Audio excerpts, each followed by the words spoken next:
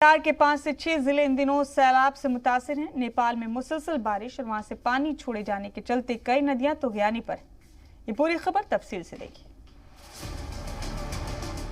बिहार के कई जिलों में सैलाब के हालात। सीएम नीतीश कुमार ने समस्तीपुर, दरभंगा, मधुबनी समेत बाढ़ मुतासिर जिलों का हवाई सर्वे किया।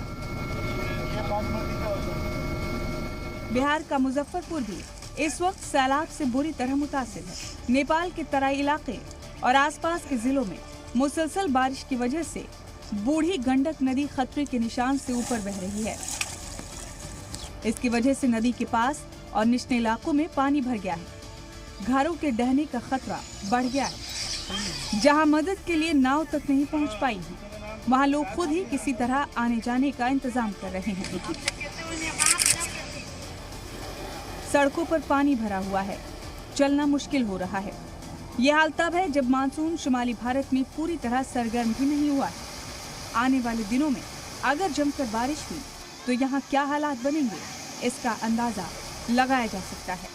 ब्यूरो रिपोर्ट, जी मीडिया। बिहार के सीतामढ़ी, सहरसा और मधुबनी में लोग बेहाल हैं। फसलें बर्बाद हो गई हैं और सड़कों पर भी सिर्फ पानी ही पानी है।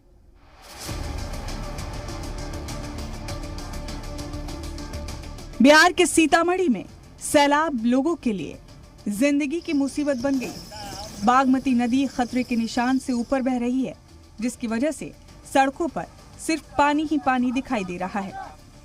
ट्रैफिक पूरी तरह ठप हो गया है। हालात ये हैं कि बीमार लोगों के इलाज के लिए नाव का सहारा लेना पड़ रहा है। सहरसा में कोसी नदी का कहर जारी है। कई गांव सैलाब की जद में हैं। फसलें बर्बाद हो गई हैं। एक जगह से दूसरी जगह आने जाने के लिए प्राइवेट नाव वाले मनचाहा किराया वसूल रहे हैं।